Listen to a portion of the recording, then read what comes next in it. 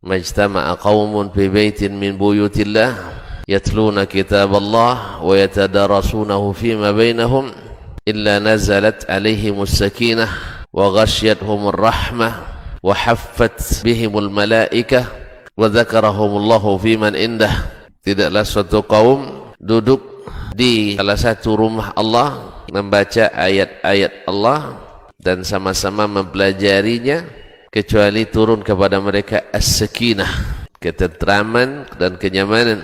Wa ghasyiyatuhumur rahmah, dan mereka diliputi pula oleh rahmat, kasih sayang dari Allah Subhanahu wa taala. Wa haffat bihimul malaikah, dan mereka pun dikelilingi oleh para malaikat, karena malaikat suka majlis-majlis zikir dan ilmu. Wa dzakarahumullahu fiman indah, dan Allah akan banggakan sebut-sebut mereka di kalangan malaikat-malaikat yang ada di sisinya, di masyarakat atas. Mudah-mudahan kita termasuk yang sering disebut-sebut di sisi Allah di kalangan para malaikat, dan di akhir majelis ini mudah-mudahan kita pula mendapatkan seperti yang tersebut dalam hadis qudsi, qumu maghfuran lakum. Bismillah. Assalamualaikum warahmatullahi wabarakatuh. Innal hamdalillah nahmaduhu wa nasta'inuhu wa nastahdi wa nastaghfiruhu wa natubu ilayhi wa na'udzu billahi min shururi anfusina wa sayyiati a'malina. Man yahdihillahu fala mudilla lahu wa man yudlil fala hadiya lahu. Ashhadu an la ilaha illallah wahdahu la syarika lahu wa ashhadu anna Muhammadan abduhu wa rasuluh la nabiyya wa la rasula ba'dah. Ya ayyuhalladzina amanu ittaqullaha haqqa tuqatih wa la tamutunna illa wa antum muslimun. Ya ayyuhan nas ittaqu rabbakum alladzi khalaqakum min nafsin wahidah wa khalaqa minha zawjaha wa batha minhuma rijalan katsiran wa nisaa'a wattaqullaha alladzi tasaaluna bihi wal arham innallaha kana 'alaikum raqiba. Ya ayyuhalladzina amanu ittaqullaha wa qulu qawlan sadida yuslih lakum a'malakum wa yaghfir lakum dhunubakum wa man yuti'illaha wa rasulahu faqad faza fawzan 'azima. Amma ba'du, fa inna asdaqal hadithi kitabullah wa khairal hadi hadi Muhammadin sallallahu alaihi wasallam wa syarrul umuri muhdatsatuha wa kullu muhdatsatin bid'ah wa kullu bid'atin dhalalah. Ma'asyiral muslimin wa 'asyiral muslimat, al-hadirin wal hadirat, wal mustami'in wal mustami'at, wal musyahidin wal musyahidat. Para alim ulama, cerdik pandai, tokoh masyarakat yang hadir di kesempatan ini, saudara-saudaraku semuanya, ataupun yang mendengarkan melalui Radio Rabbani 91,1 FM atau yang menyaksikan melalui KMTV dan media-media lain yang bekerja sama dimanapun berada. Para hadirin wal hadirat jemaah salat subuh di Masjid Zaid bin Thabit radhiyallahu ta'ala anhu Pekanbaru, yang mudah-mudahan senantiasa diberikan Allah taufik, nikmat, rahmat, dan dijadikan kita di antara hamba-hambanya yang senantiasa bersyukur kepadanya. Amin. Alhamdulillah atas nikmatnya, di subuh ini kita kembali menjadi tamunya di salah satu tempat yang paling dicintai Allah. Ahabbul biqa'i ilallahil masajid, tempat yang paling dicintai Allah adalah masjid-masjid. Mudah-mudahan menjadi saksi di akhirat bahwa kita senantiasa berusaha mendekat kepada Allah Tabaraka wa Ta'ala. Mengisi waktu menjelang syuruk tambah sedikit, kita kembali mengaji bersama Imam Asy-Syafi'i rahimahullah. Kepada Allah kita memohon mudah-mudahan dilapangkan hati, dikuatkan akal, dan dikuatkan anggota tubuh kita untuk mengamalkan ilmu yang telah Allah berikan. Rabbi shrah li sadri wa yassir li amri wahlul 'uqdatam min lisani yafqahu qawli. Dengan bismillah kita kembali melanjutkan. Kita berhenti pada masalah hukum had orang yang melakukan perbuatan yang tidak terpuji, yaitu yang kadang-kadang keburukannya, aibnya susah dihilangkan, sekalipun orang yang melakukannya kadang-kadang sudah taubat dan berbuat kebaikan. Semoga Allah melindungi kita semua daripadanya. Oleh sebab itu kita dapatkan baginda Rasulullah sallallahu alaihi wasallam, ya, dan sebelumnya Allah Subhanahu wa taala mengarahkan bahwa menuduh orang melakukan diberikan ancaman yang tidak sedikit dan sangat berat, cambuk 80 kali. Siapa-siapa yang menuduh orang melakukannya, menuduhnya berat, tidak boleh sembarang menggosipkan. Yang kedua, Nabi SAW mencintai kalau dosa ini tidak dilaporkan, kecuali kalau sudah jadi pekat, penyakit masyarakat. Kalau orang tersilap, kalau bisa dia bertaubat tanpa diangkat, tanpa kasusnya diangkat. Terbukti ketika Ma'iz Al-Ghamidi radhiyallahu anhu datang ke Nabi SAW melaporkan sendiri perbuatannya. Nabi berpaling daripadanya, tidak mau mendengarkan laporannya. Dan Allah SWT juga mengingatkan seandainya mereka bertaubat dan berbuat saleh sebelum kita mendirikan hukum kepadanya, maka tinggalkan mereka. Fa'aridu anhuma fa in taba wa aslaha fa'aridu anhuma.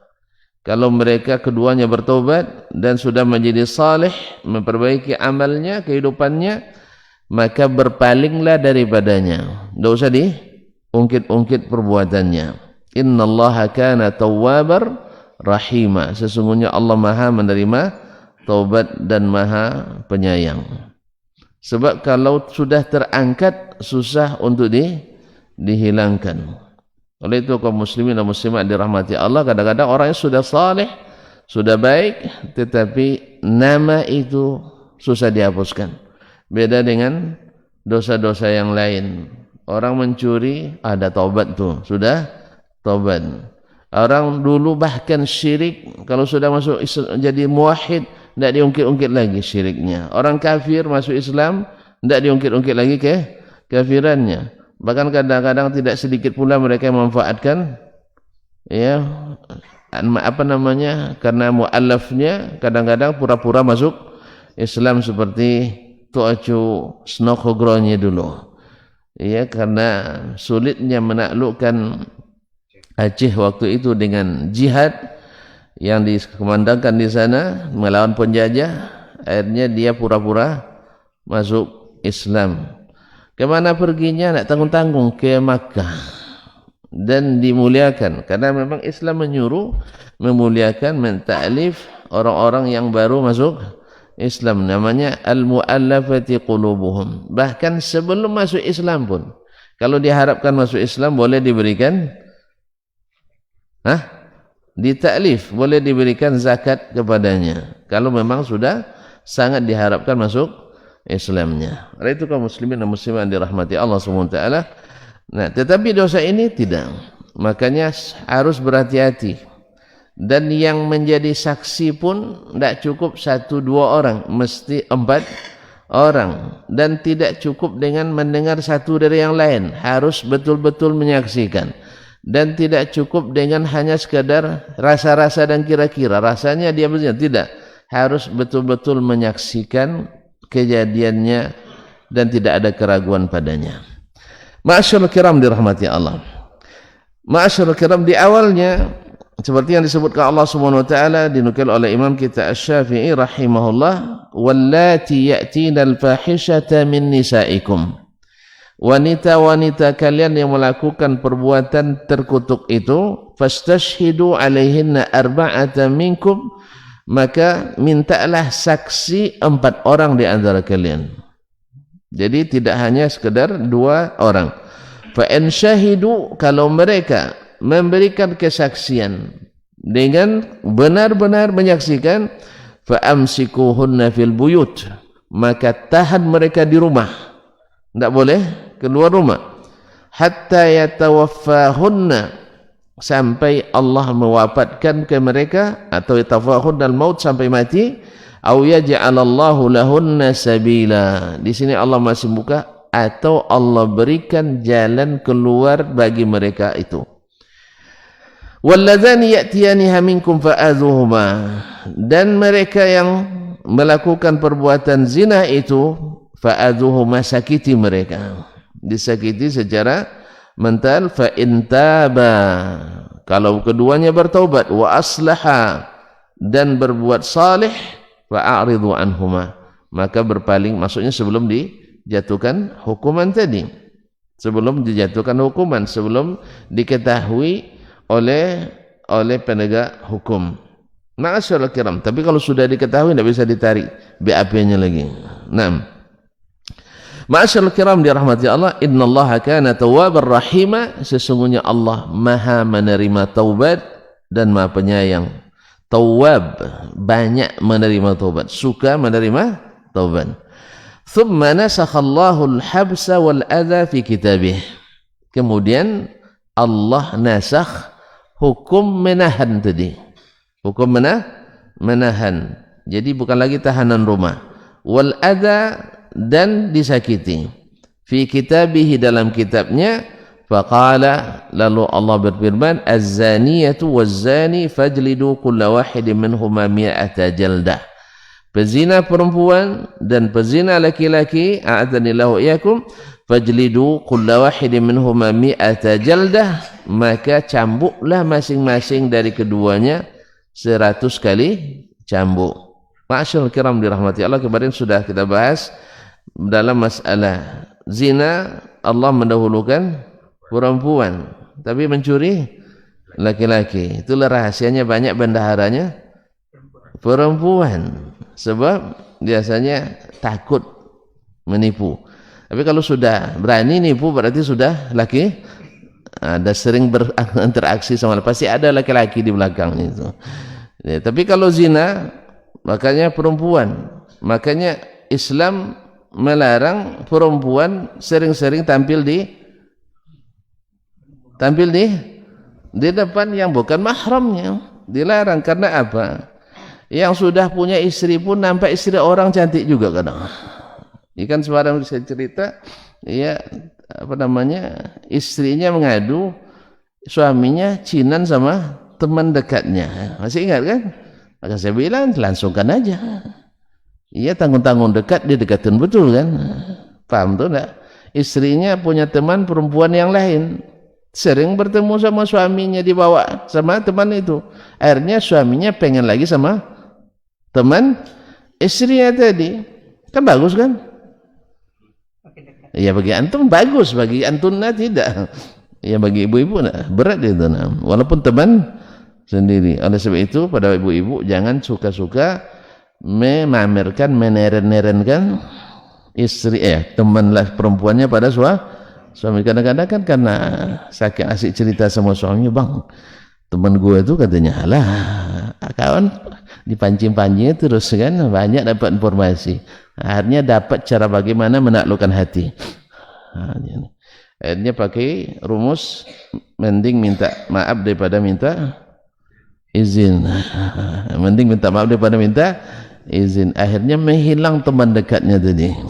Akhirnya gara-gara didekati suaminya, akhirnya menjadi teman jauh. Iya, jauh jadinya. Allah musta'an. Oleh sebab itu para istri jangan suka memamerkan teman kepada suami. Jelas ya? Sama juga kita laki-laki jangan suka memamerkan teman laki-laki sama istri kita. Pindah cintanya itu bahaya. Nah, awak menderita sendiri. Tidak usahlah cerita kebaikan istri kita sama teman laki-laki. Jelas ya? Jelas loh? Tidak usah cerita-cerita. Makanya orang Arab itu seperti kata Imam Ahmad, orang lain nengok sendal istri saja cemburu dia. Awak hendak dibawa bonceng, semua orang tidak ada cemburu. Bawalah sama abang tuh dulu, nanti abang nyusul katanya. Ya subhanallah ya. Ini sendalnya terlihat. Makanya orang Arab itu atau kami ya sekali orang Arab itu tidak mau menyebutkan nama istrinya pada kita. Paling-paling dibilangnya Ummu Fulan, ibunya si Fulan. Kalau sudah ibunya berarti sudah istri saya, jangan dekat-dekat kamu. Nah, tapi tidak pernah dia bilang istri saya si Fulan. Atau dia manggil juga tidak. Kalau dia manggil istrinya, misalnya istrinya namanya orang Arab ada namanya istrinya Itam itu ada tidak ada ya? Misalnya. Atau Halimah, masya Allah, bapak masya Allah, Halimah. Dia tidak bilang ya Halimah, tidak. Dia bilang panggil Ahmad, Abdurrahman, Usama dan seterusnya. Jarang dia manggil nama istrinya. Jelas Pak ya? Supaya tidak kedengaran sama yang hatinya berpenyakit. Kadang dengar nama Halimah itu santun. Pasti santun nih orangnya kan itu ya. Apalagi dipanggil Jamilah, cantik. Nah, kan pasti cantik. Maklumlah syaitan ini macam-macam peranginya. Allah musta'an. Ma'asyarul kiram dirahmati Allah. Jadi az-zaniyatu, wanita berzina, waz-zani, dan laki-laki berzina, tajlidu kulla wahidi minhuma mi'ata jaldah, maka cambuk masing-masingnya 100 cambuk. Sampai sini kemarin ya. Padallati sunnatu ala anna jaldal mi'ati lizzaniyainil bikrain. As-sunnah menunjukkan bahwa cambuk 100 kali itu khusus bagi yang masih lajang. Oh ya, masih lajang Pak ya. Nah, masih lajang atau pejaka dan gadis. Nah, masih pejaka dan gadis. Ma'asyarul kiram, artinya belum menikah. Walaupun sudah walaupun sudah melakukan ini dan itu, naudzubillah. Nah, baik secara sah maupun secara syubhat. Ma'asyarul kiram, siapa dan dalam ayat tadi az-zaniyatu, laki perempuan berzina, az-zani laki-laki berzina, cambuk masing-masing 100 cambuk. Ini kan seolah ayatnya mutlak, umum ya. Berlaku siapapun pezina dicambuk 100 kali. Maka ditunjukkan oleh sunnah ala anna jaddal mi'ati lizaniyin, bahwa cambuk 100 itu bagi dua orang pezina al-bikrain yang masih lajang. Nah, atau belum pernah menikah. Kalau yang pernah menikah cerai lajang juga namanya. Enggak kan? Sudah ya. Ya, saya nak memastikan istilah lajang ini ya. Ya, saya nak memastikan istilah lajang. Berarti lajang maknanya belum pernah menikah, bukan yang tidak punya istri atau suami aja kan, enggak kan? Ayolah, alhamdulillah. Biar saya tidak salah nanti. Mana tahu nanti lajang itu maknanya setiap orang yang tidak punya istri walaupun sudah pernah berkali-kali nikah. Enggak. Tapi lajang yang belum pernah menikah. Dah tahu. Qala akhbarana Abdul Wahhab. Berkata Imam Syafi'i rahimahullah telah menunjukkan atau memberitakan kepada kami Abdul Wahhab, yaitu Abdul Wahhab ibn Abdul Majid Al-Thaqafi. Thiqatun an Yunus ibn Ubaid, dari Yunus ibn Ubaid Al-Basri, anil Hasan, dari Al-Hasan ibnu Abil Hasan Abu Sa'id Al-Basri, dikenal dengan Al-Hasanu Al-Basri, Pak Hasan. Kalau di sini, kalau ini imam ya, kalau di sini Pak Hasan Basri. Di mana-mana banyak Pak Hasan Basri, alhamdulillah. Dan yang banyak rata-rata orang kaya pula Hasan Basri. Nah, kalau Imam Hasan Basri dulu biasa, orangnya sederhana dan zuhud, ahli ibadah sehingga dikenal di mana-mana sampai ke Indonesia, dikenal dengan kezuhudannya. Sampai-sampai ketika ada yang minta dia khutbah tentang fadilat memerdekakan hamba sahaya, dia sampai 3 bulan dulu menunggu sampai bisa memerdekakan hamba. Kenapa? Karena belum punya uang untuk memerdekakan hamba sahaya. Di 3 bulan dia nunggu, orang nunggu dia khutbah tentang itu. Ditanya setelah khutbah, kok lama sekali lah, nak lupa pula orang lagi kata dia. Dia bilang, dulu ketika kau minta saya khutbah tentang memerdekakan hamba, saya belum pernah melakukannya. Jadi saya tidak pede untuk mengkhutbahkannya. Kan beda kan orang yang sudah merasakan nikmatnya dengan yang belum, yang masih penasaran. Makanya bagi yang bujang-bujang bicara tentang nikah tidak asik. Ya, kalau khutbah tentang nikah tidak meresap itu. Sebab tidak keluar dari hati, masih penasaran. Tapi kalau yang sudah pernah menikah, apalagi sudah berkali, itu betul-betul mengena. Coba bayang kalau ada nanti seminar tentang poligami, tapi yang motivatornya tidak pernah poligami, tidak semangat orang. Tapi kalau cepat dibaca dari CV-nya, nikah pertama tahun 2000, nikah kedua 2001, nikah ketiga 2002, 2003, 2004, yang keempat. Itu semangat Pak di negara itu. Iya, orangnya praktisi, bukan teoritis gitu. Tapi kalau teori macam Ustaz Dasman tidak percaya tuan-tuan. Itu ngomong aja besar itu. Allah Ustaz. Baiklah kaum muslimin, Anil Hasan dari Al-Hasan Al-Basri rahimahullah, an Ubadah bin Samit, dari Ubadah ibn Samit Al-Ansari Al-Ausi radhiyallahu taala anhu, anna Rasulullah sallallahu alaihi wasallam, bahwa Rasulullah sallallahu alaihi wasallam qala, khudhu anni qad ja'ala Allahu lahudna sabila. Ambillah dari saya hukum ini. Allah telah Allah benar-benar telah memberikan jalan keluar bagi mereka yang melakukan perbuatan itu. Al-bikru bil bikri jaldu mi'atin wa taghribu am, yaitu pezina yang masih lajang, baik laki-laki maupun perempuan, dijilid dicambuk ya. Kalau kami dulu biasanya dijilid Pak, masih di pondok dulu. Apa harus ke pondok lagi nampaknya, dah lupa bahasa jilid ya. Kalau dulu namanya dijilid 100 kali. Kau tentu tidak paham dijilid ya. Buku yang dijilid ya, orang tidak dijilid. Kami dulu cambuk tu namanya dijilid waktu di pondok. Harusnya masuk pondok lagi kita nampaknya nih, biar paham nam. Kaum muslimin dan muslimat dirahmati Allah. Dijilid dicambuk 100 kali. Saya ulanglah, dijilid biar paham. Nah, dijilid 100 kali, wa taghribu am, dan diasingkan selama setahun. Wa thayyibu bis-thayyibi jaldu mi'atin warrajmu.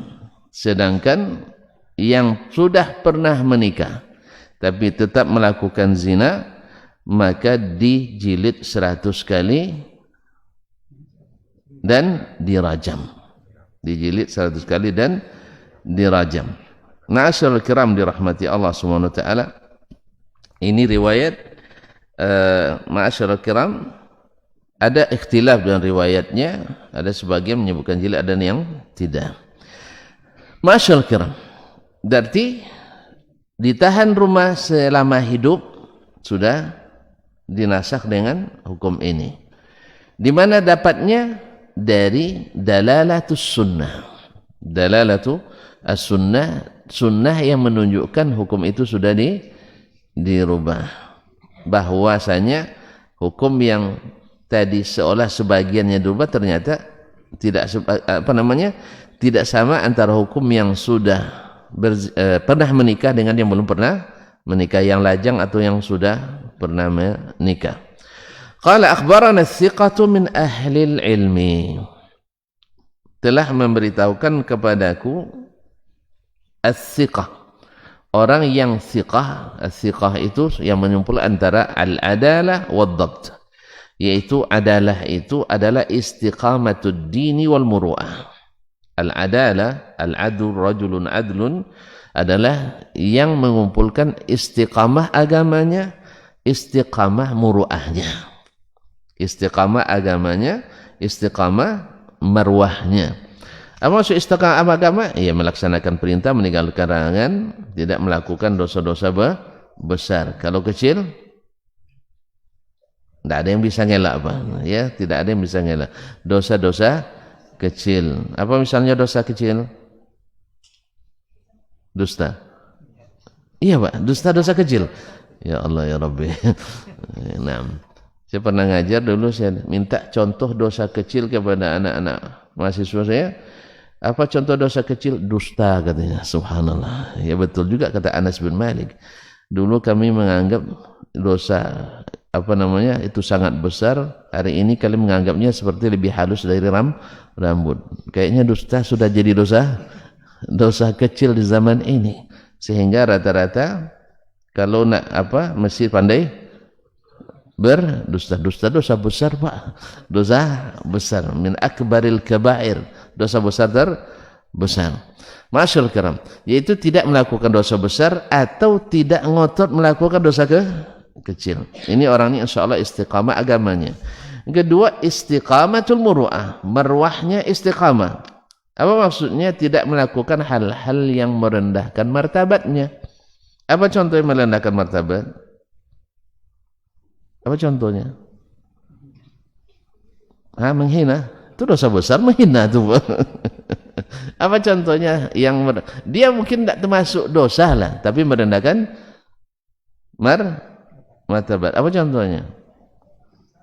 Kok payah betul cari contoh, Bang? Dia tidak dosa, no? Cuman merendahkan martabat. Misalnya, ya, saya datang pakai anduk, pakai singlet. Tiba-tiba bismillah wassalatu wassalamu ala rasulillah. Kemana tuh? Kalau baca doa itu, Allahumma ftahli abwaaba rahmatik. Masuk masjid. Adik saya kuatkan pula suara tuh, semua menoleh ke belakang. Siapa masuk? Oh, Ustaz, pakai anduk dan pakai singlet. Gimana? Dosa enggak? Dosa? Yes. Siapa yang bilang dosa? Tunjuk tangan. Pakai anduk dan pakai singlet masuk masjid, berdosa? Yang bilang dosa angkat tangan. Sepakat ijma' nampaknya. Tidak dosa, karena anduk saya menutup aurat. Betul kan? Menutup aurat enggak? Menutup aurat. Singlet saya menutup aurat. Cuman yang seperti ini patut atau tidak? Ini maksudnya merusak muruah. Merusak marwah saya. Dia tidak dosa. Cuman kira-kira setelah itu mau lagi tonton ngaji. Ustaz sudah berubah nampak. Jangan-jangan sudah ada tuduhan putus tali aki. Iya, dia tidak dosa. Makanya kaum muslimin dan muslimat dirahmati Allah SWT, ada hal-hal yang bila dilakukan dia tidak berdosa, tapi merendahkan marwah kita, merendahkan marwah kita. Atau mungkin misalnya tuan-tuan melihat saya nyetir sendiri, di samping kiri ada anak perempuan cantik, lihat sama PED, ya. Nah, waktu itu saya mesti jelaskan sama PED, sama PED melotot dia, ya, melototnya sama yang gadis tadi. Dia bukan melotot apa ya, curiga. Ini Ustaz, banyak itu tanda tanyanya. Ustaz yang dibawanya istri baru, itu bagus, lumayan lah itu kan. Kedua keponakan, ketiga jangan-jangan anak bimbingannya. Mahasiswa bimbingan misalnya. Maka di saat itu, supaya marwah saya tidak rusak, saya kalau perlu turun, ya, cium tangan Pak Edi. Saya bilang, mohon maaf Pak, ini keponakan saya, ya. Misalnya kan, mana tahu Pak. Yang lebih curiga lagi kalau pakai cadar pula. Sengaja dicadarin supaya orang tidak curiga, tambah curiga rupanya. Nah, jadi ini namanya haram saya bawa keponakan saya. Haram.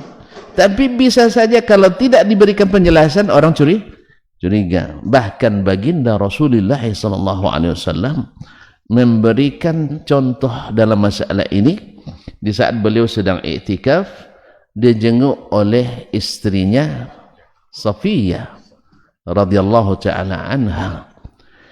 Pas dia nak balik, diantar oleh Nabi ke pintu masjid. Di tengah malam pula, terang temaram pula kan, rembulan. Nah, kan di akhir Ramadan kan. Kan iktikaf kan di akhir malam. Nah, melihat itu, tiba-tiba lewat dua orang Ansar, sahabat, generasi terbaik. Lewat dua orang Ansar di situ, melihat Rasulullah bersama seorang perempuan, ya, mereka terburu lari, agak tergesa-gesa jalannya. Maka Nabi SAW panggil, ala rislikuma, jangan terburu-buru, mari sini. Ya, karena Nabi SAW tidak bisa keluar karena dia iktikaf kan. Lalu dipanggil orang itu, jangan pergi. Innaha Safiyah, ini yang perempuan ini Safiyah. Mereka lalu berucap, subhanallah ya Rasulullah, kepada engkau kami curiga. Kan itu kan, tidak mungkin kami curiga kepadamu, cuman kami berjalan tergesa-gesa biar tidak mengganggu. Itulah bahasa lebih kurang. Tidak mungkin mereka curiga sama Rasulullah SAW. Lalu Nabi sebutkan, saya sengaja manggil anda berdua, li'anna syaitan yajri min ibni Adam majrad dam, karena syaitan itu mengalir dalam darah anak manusia. Dia masuk sampai ke, kalau darah kemana pusatnya? Ke kalb. Kalb itu jantung, bukan hati sebenarnya, sampai ke jantung. Dan jantung inilah yang memompakan segala pikiran-pikiran. Masuk bahan sehat, sehat dia. Masuk bahan tidak sehat, subuhan masuk, subuhan. Maka Nabi SAW jelaskan supaya tidak jatuh marwah Nabi SAW. Sebab bisa saja, wallahu ta'ala alam, sampai di rumah cerita sama istrinya, dek saya lihat tadi Rasulullah, nah, gitu kan. Dia ceritanya biasa aja, dia tidak bermaksud untuk bikin syubhat, tidak. Lalu istrinya mungkin ceritalah bisa tetangga, suami saya semalam nengok Nabi bersama seorang perempuan katanya. Nah, masuk ke telinga orang munafikin. Nah, itu bahayanya, masuk ke telinga orang munafikin. Sudah jelas Rasulullah apa pula itu, sudah iktikaf dekat-dekat juga dengan perempuan-perempuannya. Siapa? Tidak tahu, pokoknya tidak tahu. Kan istrinya, siapa tahu. Itu kaum munafikin itu begitu, kaum muslimin. Oleh sebab itu marwah mesti juga dijaga, walaupun tidak haram. Kan tadi ceritanya melakukan sesuatu yang tidak haram tetapi tidak patut. Jelas ya? Nah, wallahu musta'an. Kaum muslimin dan muslimat dirahmati Allah SWT. Ini yang adalah namanya tadi, al-adlu. Kemudian yang kedua, dabt. Dabt itu terbagi dua. Ada dabitus sadr, yaitu hafal di sini. Ya, hafal di dabt sini. Dan ada dabtul kitabah, yaitu di kitab, ditulis. Apa maknanya? Sejak dia tulis, ini tidak pergi ke orang lain, dia yang simpan rapi supaya tidak dirubah-rubah orang kitabnya. Dulu kan tulisan tangan. Makanya memakai media dalam menyampaikan ilmu itu bukan sesuatu yang menunjukkan orang yang tidak berilmu. Tuan-tuan kenal Imam Ahmad, hafal 1000 hadis. Tapi kalau ketika menyampaikan hadis pakai kitab. Imam Al-Bukhari, tuan tahu sendiri, kitabnya paling sahih setelah kitabullah. Kita akan menyampaikan hadis juga pakai kitab. Kan kita heran juga hari ini, kalau pakai laptop dicemooh. Habis itu dia juga pakai laptop juga. Itu kan. Pakai HP dicemooh. Ilmunya ilmu Google. Pas dia ceramah juga pakai yang sama. Ramat ni bida'i hawan sallat. Tidak ada masalah antum nak pakai HP, silakan. Nak habis baterai hilang ilmu biasa. Dulu sebagian ulama juga bukan hafiz semuanya. Tidak semua ulama hafiz. Tidak semua ulama itu hafiz. Mereka bila menyampaikan hadis dari hafalannya, akhta, dia salah.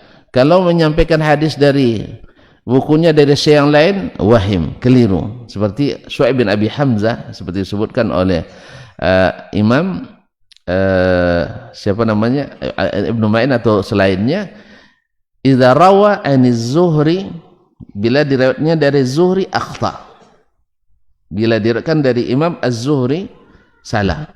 Wa idza rawa an ghairi Zuhri wahim, bila riwayatnya dari selain Zuhri keliru. Berarti apa yang tinggal? Padahal dia thiqah, dia orangnya thiqah. Riwayat dari Az-Zuhri salah, dari selain Zuhri keliru. Salah juga kan? Keliru salah kan sama juga. Tapi gimana kok bisa thiqah? Thiqatun idza rawa min kitabihi. Itu ditafsirkan oleh Imam Az-Zahabi dalam Tarikhul Islam. Orang yang tidak mau mendalami dapat cerita seperti itu di dalam Taqribut Tahzib, thiqatun idza rawa an az-Zuhri akhta, idza rawa an ghairi az-Zuhri wahim. Ini Ibnu Hajar paham enggak ini katanya? Kan kita gitu kan. Ya, bila kita lihat Syekh mensahihkan di kitab ini lalu didhaifkan di kitab lain. Oh, ini apa namanya? Syekh tidak paham menghukum hadis. Orang kita hari ini karena kita enggak paham. Kalau kita enggak paham suka nuduh orang enggak paham. Ya, kalau kita enggak paham selalu nuduh orang enggak paham biar sama. Tapi orang paham tidak, dia cari, dia teliti. Di mana kok bisa thiqah? Tapi riwayatnya bila dari Zuhri salah, selain Zuhri keliru. Tapi kok bisa thiqah? Ternyata Imam Az-Zahabi jelaskan, dan dijelaskan bukan dalam kitab khusus Jarh wa Ta'dil aja, kan dalam kitab Tarikhul Islam. Kitab Tarikhul Islam ini orang yang panjang napas yang bisa ini. Yang napas-napas pendek nanti lihat Tarikh Ibnu Ma'in enggak ada, lihat dalam apa namanya Jarh wa Ta'dil enggak ketemu Tarikhul Kabir, enggak ketemu Tahzibut Tahzib, enggak jumpa Tahzibul Kamal. Nah, ini kan kitab paling lengkap ini, ya. Lalu dia bilang Ibnu Hajar keliru. Masya Allah, dia jadi imam menghukum Ibnu Hajar keliru. Allah musta'an. Ternyata keterangannya ada dalam kitab Tarikhul Islam Imam Az-Zahabi, idza rawa min kitabihi fahuwa thiqah. Bila diriwayatkannya dari kitab, riwayatnya sahih, thiqah. Wa idza rawa min ghairi kitabihi aniz Zuhri akhta. Dia riwayatkan tanpa kitab dari Zuhri salah, dari selain Zuhri keliru. Ternyata Ibnu Hajar tidak sesuai yang tidak seperti yang kita duga. Tidak paham. Awak yang enggak, kita yang enggak paham. Allah musta'an. Ya, pertama bingung juga saya baca ini. Kok bisa begini nih? Thiqah. Akhirnya tanya ke Syekh. Syekh Abdullah bin Muhammad Hasan Dampu. Orangnya asli Dompu. Tahu Dompu? Nusa Tenggara Barat. Sudah tidak pandai lagi bahasa Indonesia. Dia hanya pandai bahasa Dompunya. Nah, ayahnya sudah kelahiran sana. Ayahnya sudah, dan datuknya dulu ketika ke Makkah umur 13 tahun. Belum nikah lagi. Akhirnya ditinggal sama ayah datuknya lagi, ditinggal di situ untuk belajar. Akhirnya jadi turun-temurun dan jadi ulama anaknya. Di antaranya adalah guru kami tadi Abdullah bin Muhammad Hasan Dompu. Saya terus sama tidak tahu saya, tapi tidak saya bilang Ibnu Hajar tidak paham. Saya bilang saya yang tidak paham, masih sadar diri masih itu. Saya yang tidak paham. Dia tanya ke beliau tunjukkan ini ada di Tarikhul Islam Imam Az-Zahabi. Awak kan Jarh wa Ta'dil kan tidak tengok kitab itu kan? Ya, karena itu tentang Tarikhul Islam, sejarah Islam. Ternyata di situ banyak fawaid yang tak ditemukan dalam kutub yang lain. Akhirnya saya jadi bermimpi juga beli kitab itu. Ada yang mau belikan silakan, tidak ada masalah. Ya, hanya 82 jilid. Itu duit saya belum sampai, Pak. Tapi kalau ada yang mau antar ke rumah tidak ada masalah. Saya masih bermimpi memilikinya. InsyaAllah suatu saat nanti ada waktunya. Saya nabung dulu lah untuk beli nanti insyaAllah. Kau muslimin dan muslimat dirahmati Allah. Tapi tidak minta, jangan salah paham, tidak pakai proposalnya. Mana tahu ada di rumahnya tidak terbaca, boleh antar ke rumah. Nah, kau muslimin dan muslimat dirahmati Allah. Ini yang makna thiqah, yang mengumpulkan dua, al-adalah dan dhabit. Dhabit tadi bisa hafal di sini atau hafal di sini. Jelas? Jadi tidak aib seorang ulama bila tidak hafiz. Dan sebagaimana sudah kita katakan sebelumnya, tidak semua hafiz mesti thiqah. Tidak semua hafiz mesti thiqah. Bisa saja dia hafiz tetapi hatibul lailin. Ya, semuanya diambil. Yang sahih diambil, yang tidak juga dibawa. Atau Lebih parahnya lagi ada yang hafiz kadzab. Hafiz tetapi pendusta. Ini sudah kita jelaskan dalam muhadarah sebelumnya. Akhbarana as-siqatu min ahli ilmi, telah menyampaikan as-siqah min ahli ilmi, ulama yang siqah. Begitulah bahasa Imam Asy-Syafi'i. Siapa yang siqah ini? Kalau dalam bahasa hadis ini kan majhul, tidak diketahui siapa orangnya. Tapi menurut Imam Asy-Syafi'i siqah. Dalam ilmu Rujal Ta'dil, apakah ini mu'tamad atau tidak? Para ulama berbeda dalam hal ini. Bila seandainya rawi tersebut dikenal tak meriwayatkan kecuali dari rawi yang siqah, seperti Syu'bah bin al-Hajjaj, Abdurrahman ibn Mahdi, Yahya bin Sa'id al-Qattan dan semisalnya, maka kita katakan siqah. Tetapi kalau tidak, maka mesti diperiksa. Maka Imam Asy-Syafi'i rahimahullah dijelaskan oleh muridnya Ar-Rabi' bin Sulaiman Al-Muradi. Ar-Rabi' ibn Sulaiman Al-Muradi, rawi Ar-Risalah, rawi kitab Ar-Risalah ini. Dia katakan, bila dikatakan oleh Imam Asy-Syafi'i akhbarani as-siqah atau man la attahim, orang yang tidak saya tuduh berdusta, maka yang dimaksud itu adalah Yahya ibn Hassan. Yahya ibn Hassan. Yang lain mengatakan bahwasanya yang dimaksud adalah Abdul Karim ibn Abi Yahya al-Madani. Nah, dalam sanad ini tidak mungkin Yahya ibn Hassan. Apa sebab? Yahya ibn Hassan itu sudah wafat 144, sedangkan Yunus bin Ubaid ini lahir 139. Afwan, wafat 139, lahir 139. Berarti tidak mungkin baru lahir sudah jadi gurunya. Tidak mungkin. Berarti pilihan yang kedua adalah Abdul Karim ibn Abi Yahya al-Madani. Nah, Imam Asy-Syafi'i mengatakan as-siqah. Kenapa beliau tidak menyebutkannya? Wallahu a'lam. Beliau melihatnya karena beliau bukan lama di Madinah. Yang lama di Madinah siapa gurunya? Imam Malik. Maka Imam Syafi'i melihat dari apa yang dia ketahui, dia katakan siqah.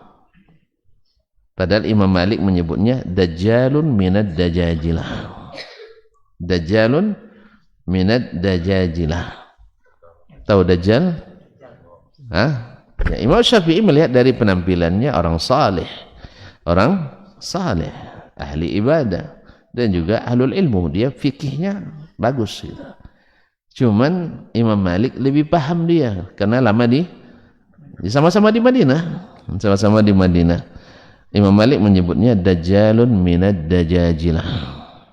Sehingga para ulama Jarh Ta'dil menyebut martabatnya matrukun. Artinya hadisnya ditinggalkan, yaitu dhaifun jiddan. Ini juga jawaban kepada sebagian yang wallahu alam mungkin keliru memahami perkataan Imam Asy-Syafi'i, idza shahhal haditsu fa huwa mazhabi, bila sahih hadisnya itu mazhab saya. Sebagian mengatakan maknanya tidak ada hadis dhaif yang dijadikan hujjah oleh Imam Asy-Syafi'i. Semua hadis Imam Syafi'i sahih.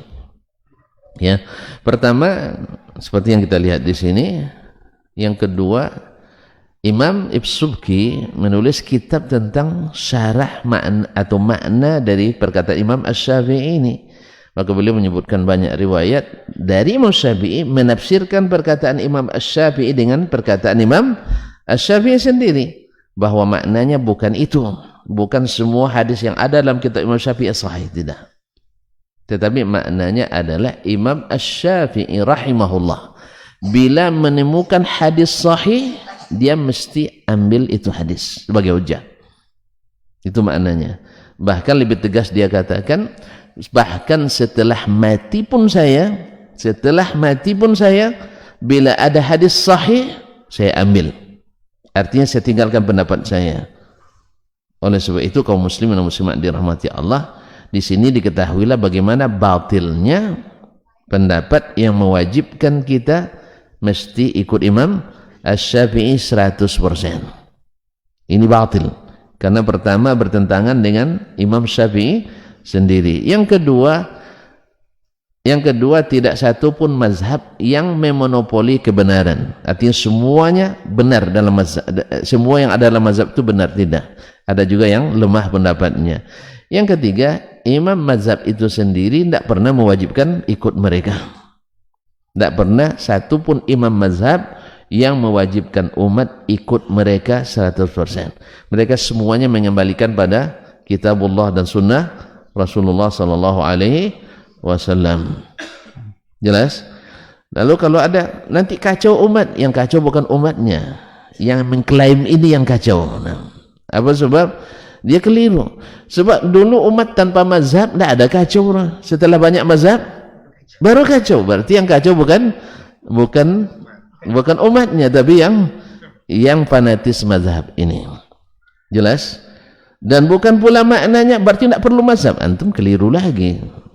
Ya, bukan hampir lagi, tidak ada ulama yang hari ini yang tidak belajar melalui mazhab. Nak disebut dia mutamazhib atau tidak itu urusan lain, tapi semuanya lahir dari rahim mazhab. Yang di Indonesia kalau pernah belajar di pondok mesti mazhab Syafi'i. Jelas tuh? Kalau di India kalau dia masuk pondok mesti belajar mazhab Hanafi. Yang di Maroko ya mesti mazhab Maliki. Yang di Timur Tengah yang Teluk mesti mazhab Hambali. Tidak ada yang keluar hari ini kecuali melalui mazhab. Cuma apakah dia bermasuk mutamazhib, ini istilah terserah antum lah nak buat dia mutamazhib atau ghair mutamazhib. Saya misalnya dulu di Darun Nahdhah 7 tahun yang kami pelajari semua fikihnya fikih mazhab Syafi'i rahmatullahi taala alal jami'. Semoga Allah merahmati para guru kami. Nah, antum nak sebut saya sebagai orang Syafi'i itu urusan antum, nak mengakui saya bermazhab Syafi'i atau tidak. Tapi saya katakan ana syafi'iyyun ma hayitu wa in amut fa wasiyati linnas yatasyaffa'u. Saya adalah bermazhab Syafi'i selama hidup. Kalau mati nanti wasiat saya ikutlah mazhab Asy-Syafi'i. Apa mazhab Syafi'i? Ikuti dalil. Ikuti dalil. Oh ini jargon orang Wahabi ini. Ikut dah dalil, padahal ngajak orang taklid kepadanya. Antum sendiri yang baperan. Alhamdulillah kita tidak pernah ngajak ikut kita sendiri. Gimana berani? Imam Syafi'i aja tidak berani dia nyuruh dia ikut dirinya, apalagi Dasman Yahya Ma'ali. Antum sendiri yang nuduh-nuduh gitu ya. Ya biasalah. Orang yang tak suka banyak cerita. Banyak cerita. Kalau yang suka kalau cinta sudah melekat coklat semakin nikmat. Jangan bilang tak kucing, tidak mungkin lah. Serasa nikmat. Baiklah kaum muslimin dan muslimat dirahmati. An Yunus bin Ubaid, dari Yunus bin Ubaid, Anil Hasan, berarti yang dimaksud Yahya bin Abdul Karim, Yahya Abdul Karim bin Abi Yahya Al-Madani. Jadi tidak disebutkan oleh Imam Syafi'i namanya. Ini menjadi tanda tanya kan? Menjadi tanda tanya. Sebab kalau Sufyan bin Uyainah disebut namanya, Abu bin Idar disebut namanya, pas di sini tidak disebutkan namanya. Berarti ada sesuatu yang nampaknya membuat keraguan dalam diri Imam Asy-Syafi'i karena takut berbeda mungkin dengan gurunya Imam Malik rahmatullahi taala. Saya kira sampai itu kepadanya. Jadi itu sampai kepadanya sehingga ahlul hadis, ulama-ulama jarh wa ta'dil memberikan predikat kepada Abdul Karim bin Abi Yahya dengan matrukun atau matrukul hadis, itu hadisnya ditinggalkan, yaitu dhaifun jiddah. An Yunus bin Ubaid, dari Yunus bin Ubaid, Anil Hasan, daripada Al-Hasan, An Hittan Ar-Raqashi, dari Hittan Ar-Raqashi, An Ubadah bin Samit, Anin Nabi sallallahu alaihi wasallam, dari Nabi sallallahu alaihi wasallam semisalnya. Hadis ini bagaimana kaum muslimin dan muslimat juga diriwayatkan oleh tidak sedikit dari tabi'in seperti Qatadah dan Jarir bin Hazim, kemudian subhanallah Mansur ibn Zadan Al-Basri dan selain mereka. Ma'asyiral kiram dirahmati Allah. Kemudian Imam Syafi'i mengatakan qala fadallat sunnatu Rasulillah sallallahu alaihi wasallam anna jaldal mi'ati thabitun 'alal bikraini hurrain. Kemudian sunnah Rasulullah sallallahu alaihi wasallam menunjukkan, sunnah lagi menunjukkan bahwa cambuk 100 tetap. dilaksanakan bagi dua orang yang masih lajang, pezina yang masih lajang. Wa mansukhun anits thayyibin, dinasakh dari orang yang sudah pernah menikah, tidak ada lagi cambuk 100.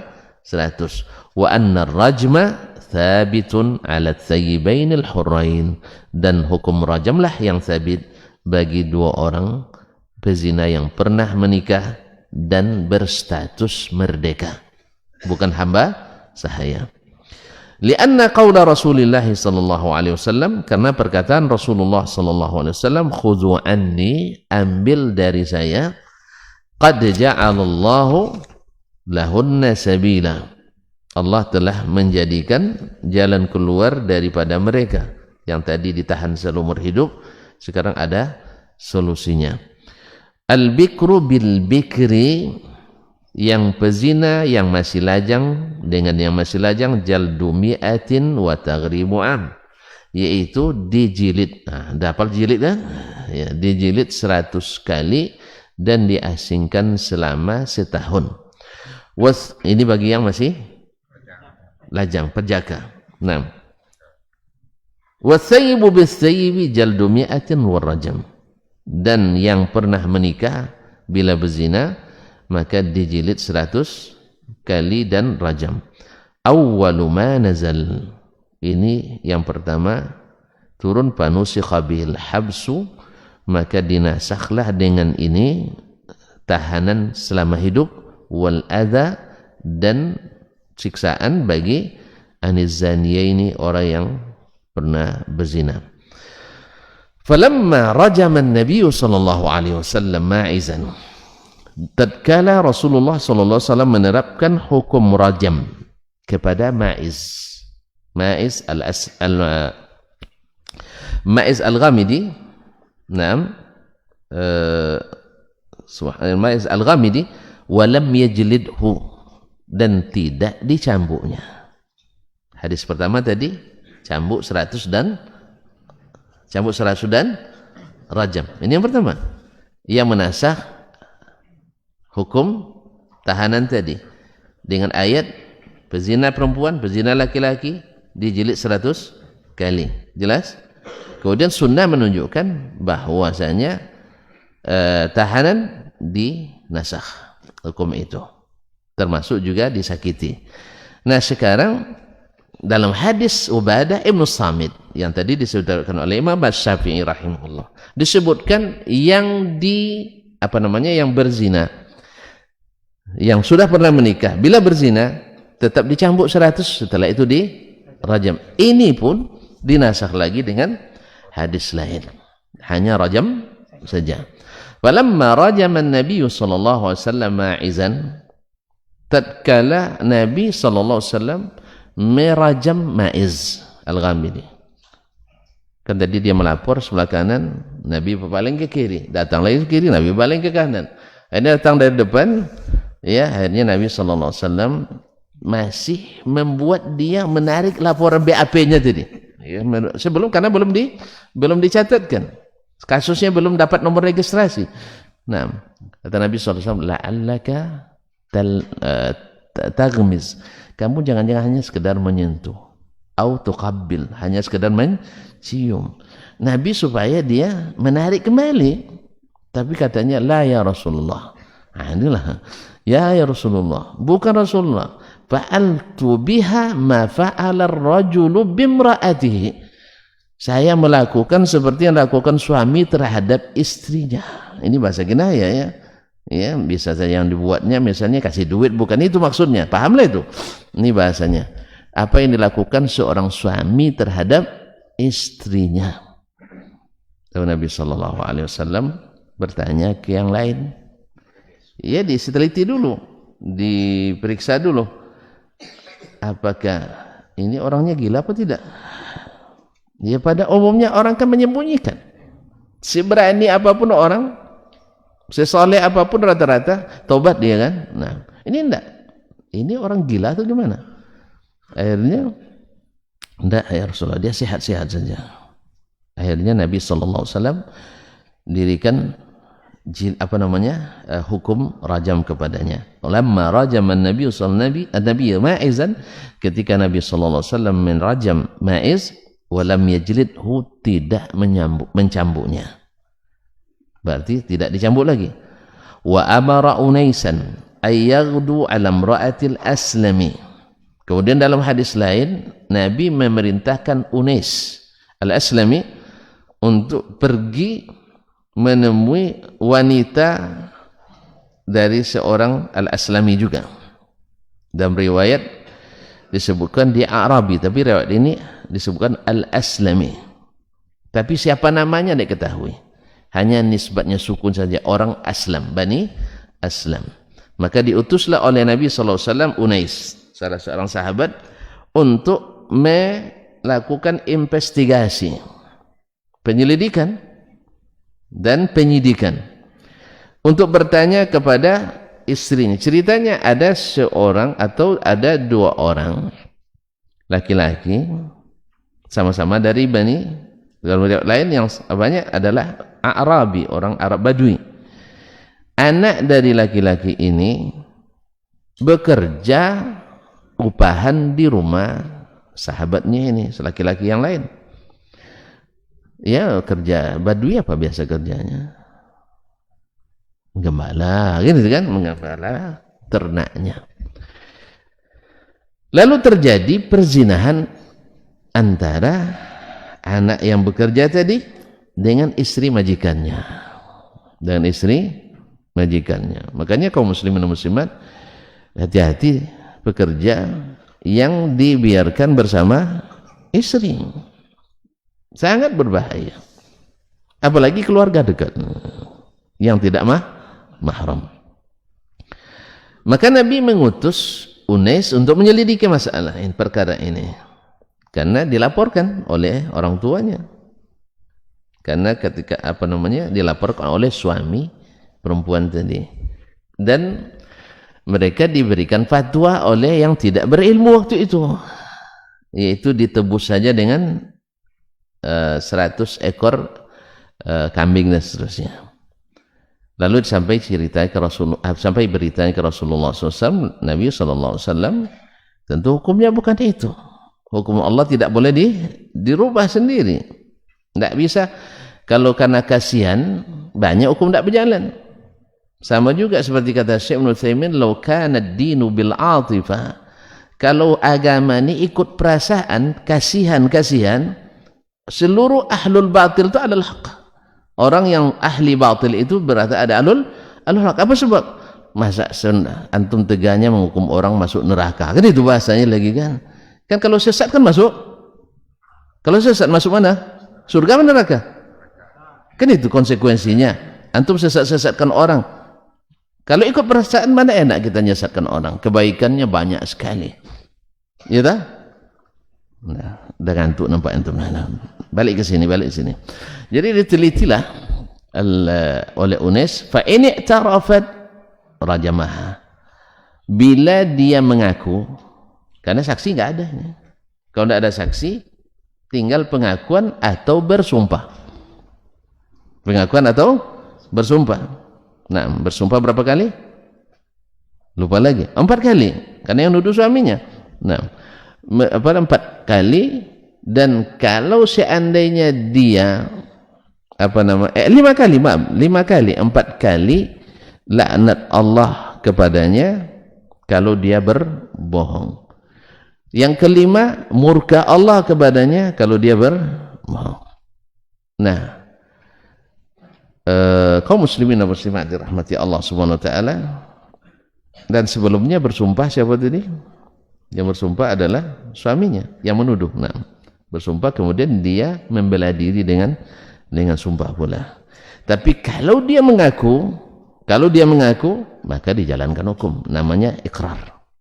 Jadi 2 pengakuan, pengakuan atau saksi. Kalau saksi enggak ada, tinggal pengakuan. Kalau dia tidak ngaku, tidak didirikan. Banyak tarafat rajamaha. Andainya dia mengaku berzina perempuan tadi, maka dirajam. Tidak disebutkan cambuk. Dalla ala naskhil jaldi aniz zaniyain al-hurrain thayyibain. Ini menjadi bukti dalil bahwasanya cambuk dinasakh dari dua pezina yang sudah pernah menikah, tinggal rajam. Wa thabata ar-rajmu alaihima, tinggal rajam saja. Lianna kulla syai'in abadan ba'da awwalin fahuwa akhir.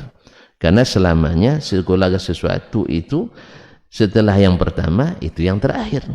Iya kan? Kalau datangnya yang setelah yang pertama berarti dia yang terakhir. Padalla kitabullah, maka kitabullah Al-Qur'anul Karim, thumma sunnatu nabihi, kemudian sunnah nabinya sallallahu alaihi wasallam, ala anna zaniyaini, Al-Quran dan Sunnah menunjukkan bahwa dua orang yang berzina, al-mamlukaini yang hamba sahaya, kharijani min hadzal makna, keluar dari makna itu. Apa sebab? Fa inna Allah tabaraka wa ta'ala fil mamlukat, karena Allah tabaraka wa ta'ala fil mamlukat, karena Allah Subhanahu wa ta'ala berfirman tentang orang-orang yang menjadi hamba sahaya bila berzina, fa iza ausinna fa fin atina bi fahishatin fa alaihinna nisfu ma 'alal musanati minal azab. Bila hamba-hamba sahaya itu yang sudah menikah lalu melakukan perbuatan zina, maka hukumannya setengah dari hukuman wanita-wanita yang punya suami atau pernah menikah. Wan nisfu la yakunu illa minal jaldi, setengah itu tidak mungkin kecuali dari cambuk. Kalau rajam kan sampai mati, tidak ada setengah mati. Kita aja bilang setengah mati kan, ya dah. Rajam kan sampai mati. Kalau setengah mati gimana ukurannya? Enggak ada ukuran setengah mati. Berarti kalau setengah, berarti Al-Quran menunjukkan bahwa yang dimaksud adalah cambuk. Alladzi yataba'ad, karena ini yang bisa dibagi. Fa ammar rajmul ladzi huwa qatlun, adapun rajam yang intinya adalah mati, fala nisfalahu, tidak ada setengahnya. Kalau ada setengahnya itu bahasa mubalaghah saja, hiperbola kan. Li'anna al-marjuma qad yamutu fi awwali hajarin yurma bihi, sebab orang yang dirajam, kalau misalnya kita ukur dengan lemparannya 100 berarti 50 lempar setengah mati. Tidak mesti, karena bisa saja kata Imam Syafi'i rahimahullah, orang yang dirajam mati dengan lemparan pertama. Kan ada orang sekali lempar mati. Ada yang masya Allah 1000 kali lempar tidak mati. Jadi tidak bisa dibagi-bagi, setengahnya gimana? Nah, kalau bapak biasa kali lempar mati dibelah batunya, tidak juga, tidak bisa. Fala yuzadu alaihi, sehingga tidak bisa ditambah. Wa yurma bi alfin wa akthar fayuzadu hatta yamut. Ada pula yang dilempar dengan 100 bahkan 1000 bahkan lebih, bahkan ditambah pula sampai mati, tidak juga mati dia. Fala yakunu li hadza nisfun mahdudun abada, sehingga tidak ada setengah yang bisa ditetapkan selamanya. Wal hududu muwaqqatun bi itlafi nafs, dan hudud itu dibatasi, hudud maksudnya di sini adalah dibatasi dengan menghilangkan jiwa. Wal itlafu muwaqqatun bi adadi darbin au tahdidi qat'in, sedangkan menghilangkan itu dibatasi dengan jumlah pukulan atau dibatasi potongannya. Wa kullu hadza ma'ruf, dan semua ini diketahui. Wala nisfa lirajmi ma'ruf, dan tidak ada setengah rajam yang diketahui. Tidak ada setengah rajam yang diketahui. Oleh itu, wa qala Rasulullah sallallahu alaihi wasallam, "Idza zanat amatu ahadikum fatabayyana zinaha falyajlidha." Apabila seorang hamba sahaya kalian berzina dan jelas terbukti berzinanya, maka cambuklah dia. Walam yaqul yarjumha, tidak dikatakan oleh Nabi dirajam. Walam yakhtalifil muslimuna fi alla ar-rajma ala mamlukin fi zina, dan tidak ada perselisihan di antara kaum muslimin bahwa hamba yang berzina tidak dirajam. Berarti sepakat ulama bahwasanya hamba sahaya bila berzina tidak dirajam karena tidak bisa dibagi setengah. Dan Allah menjelaskan hukum baginya setengah. Wa ihsanul amati islamuha, dan ihsannya hamba saya itu dengan Islamnya. Wa innama qulna hadza istidlalan bis sunnati ijma' aktsari ahli ilmi. Kita mengatakan ini mengambil dalil dari sunnah Nabi sallallahu alaihi wasallam dan ijma'nya sebagian besar ulama kaum muslimin. Ma'asyiral kiram dirahmati Allah SWT, ini masalah ihsan akan ada sedikit pembahasan lagi setelahnya karena waktu yang membatasi. Kita ulang besok insyaallah taala. Wallahu taala alam wa sallallahu ala nabiyyina Muhammadin wasallam. Terima kasih dan mohon maaf. Subhanakallahumma bihamdik asyhadu an la ilaha illa anta astaghfiruka wa atubu ilaik. Wassalamualaikum warahmatullahi wabarakatuh. Majtama'a qaumun fi baitin min buyutillah yatluna kitab Allah wa yatadarasunahu fima bainahum illa nazalat alaihimus sakinah wa ghashiyatuhumur rahmah wa haffat bihimul malaikah wa dzakarahumullahu fiman indah. Tidaklah suatu kaum duduk di salah satu rumah Allah membaca ayat-ayat Allah dan sama-sama mempelajarinya kecuali turun kepada mereka as-sakinah, ketentraman dan kenyamanan. Wa ghasyiyatuhumur rahmah, dan mereka diliputi pula oleh rahmat, kasih sayang dari Allah Subhanahu wa taala.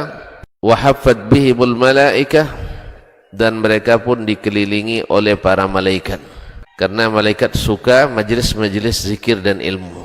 Wa dzakarahumullahu fiman indah, dan Allah akan banggakan sebut-sebut mereka di kalangan malaikat-malaikat yang ada di sisinya, di masyarakat atas. Mudah-mudahan kita termasuk yang sering disebut-sebut di sisi Allah di kalangan para malaikat, dan di akhir majelis ini mudah-mudahan kita pula mendapatkan seperti yang tersebut dalam hadis qudsi, qumu maghfuran lakum, silahkan berangkat meninggalkan majelis ini dalam keadaan diampuni dosa-dosa kalian.